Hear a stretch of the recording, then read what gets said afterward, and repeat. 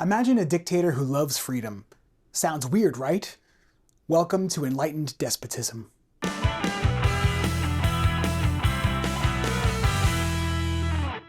Last time, we explored the big ideas of the Enlightenment: reason, natural rights, and the belief that governments should serve the people.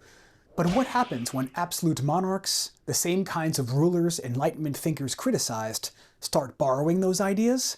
That's where enlightened despotism comes in. An enlightened despot was an absolute monarch who tried to use Enlightenment ideas to strengthen their rule. These rulers kept their full power, but aimed to rule more rationally and justly. They supported reforms like religious tolerance, education, and legal equality, at least in theory. In other words, they kind of said, I'm still in charge, but I'll be a reasonable dictator. Think of it as enlightened absolutism, power with a side of progress. They wanted to look modern without actually giving up control. Let's start with Frederick II of Prussia, who was known as Frederick the Great. He ruled from 1740 to 1786, and he saw himself as the first servant of the state. That phrase alone shows the Enlightenment's influence. Rulers were supposed to serve the people, not the other way around. Frederick promoted religious tolerance, reformed the legal system, and supported education and the arts. He also improved agriculture and industry, draining swamps and importing new crops like the potato. Kind of like how I drain my coffee mug before first period is even over. Still, Frederick remained firmly in control. He maintained a powerful army, censored criticism, and kept tight order. His reforms were less about equality and more about creating a disciplined, efficient, and powerful state.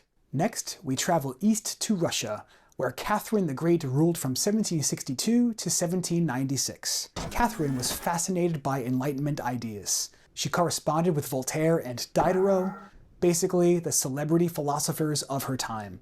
She even considered ending serfdom and reforming the Russian legal system. Catherine's Instruction, which was a document she wrote to guide a new law code, borrowed heavily from Enlightenment principles. However, when the Pugachev Rebellion broke out, which was a massive peasant uprising, Catherine's priorities shifted. Instead of freeing the serfs, she relied more heavily on the nobility to maintain control.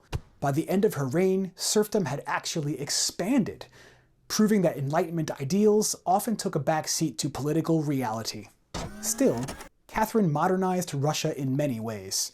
She promoted education for noblewomen, encouraged the arts, and expanded the empire's territory to the Black Sea and Poland. She wanted Russia to appear modern and European, even if most Russians didn't share in that progress. Our third enlightened ruler is Joseph II of Austria, who ruled from 1765 to 1790 alongside his mother Maria Theresa, and then alone. Of all the enlightened despots, Joseph went the furthest in trying to apply Enlightenment ideas. He abolished serfdom, granted religious freedom to Protestants and Jews, and reformed the legal system to make it more equal. He was like a history teacher trying to modernize too fast. Suddenly, the students have Chromebooks, the Wi-Fi's down, and everyone misses paper packets. You're kidding me right now. Been there, Joseph. Been there. Joseph's changes angered the nobles, the church, and even the peasants, many of whom didn't fully understand what these reforms meant for them.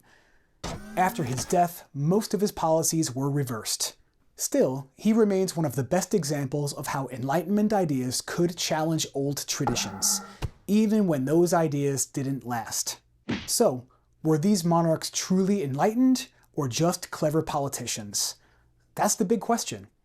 On one hand, their reforms brought progress, more education, more tolerance, better administration. On the other hand, these monarchs never gave up their absolute power or their belief in a strict social hierarchy. In the end, enlightened despotism was a bridge between the old world belief of absolute monarchy and the modern world shaped by revolution and democracy. These rulers tried to modernize to stop revolution. But as we'll see next time, when reason and reform weren't enough, people took Enlightenment ideas into their own hands, starting with the French Revolution.